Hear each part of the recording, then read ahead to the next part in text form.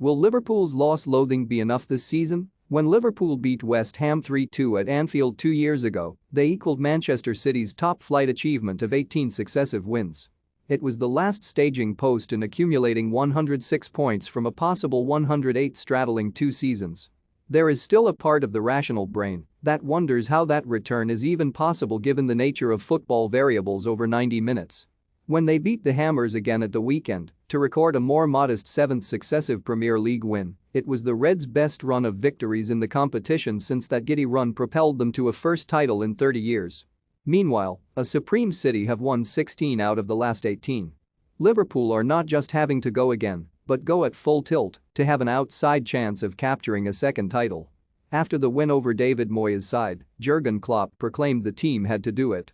Win, that is? He mused, you cannot only win the games when you are flying. The Anfield club were for the most part grounded after the gala fallout of the Carabao Cup, but the German has built a team that simply refuses to submit. As the Salah t-shirt said, never give up. Pep Guardiola admits his nearest rivals are a pain in the arse. Given the squeaky backside nature of their last 2 victories, that is a sound observation. It is also a backhanded compliment on every level. City win more, Liverpool lose less. It's an interesting dynamic. Post-match, Klopp said, if you are not better, you need quick legs, big heart and passion, and that's what we needed to get the result. We have seen this plenty of times in recent seasons when the forward wheels have not been totally in sync. As long as the fuel of the crowd is there, Liverpool generally prevail. That almost warped aversion to coming off the pitch second best can carry you over the line. Trent Alexander-Arnold once told GQ, I hate losing. The feeling of someone else getting the better of you, it's weakening. It feels weak. You feel as though you've let yourself down. He was certainly a man possessed at the weekend. Since the 3-1 loss at Real Madrid in the quarter-finals of the Champions League in April, a crowd-less, soulless affair, Liverpool have only been beaten twice in all competitions over a stretch of more than 50 matches. In the same period, Manchester City have lost 11 and Chelsea 9. This is telling us something. Everyone hates losing, but Liverpool hate it more. This means more, right? Jordan Henderson always says, when you can't win, don't lose. Liverpool do that pretty damn well.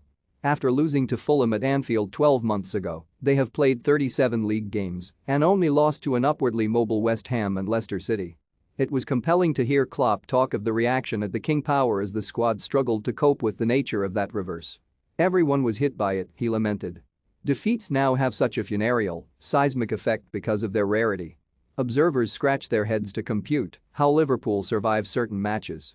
Surely some large-size portion of fortune ensured they didn't concede 3 or 4 goals to lose the cup final.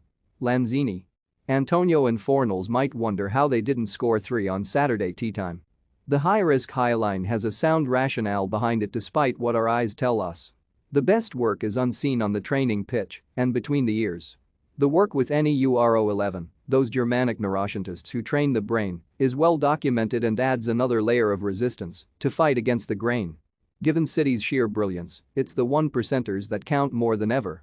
Klopp has talked about how defeat keeps the vanquished manager in a cage as the truth behind the loss can only be partially spoken about, just 40%, when presented to the press corps.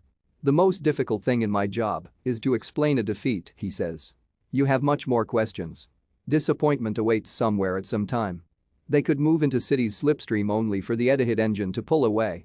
Liverpool find ways to fight against fate to ensure the L word is always the last thing on their minds even in extremis. As Klopp said before the second leg of the UCL semi-final against Barcelona, I said to the boys before the game it was impossible. But because it's you, I say we have a chance. Liverpool have a chance in this race because they simply will not throw the towel in. Close but no cigar is not a phrase that does the rounds at Anfield even when odds at the fag end of the season do not look promising.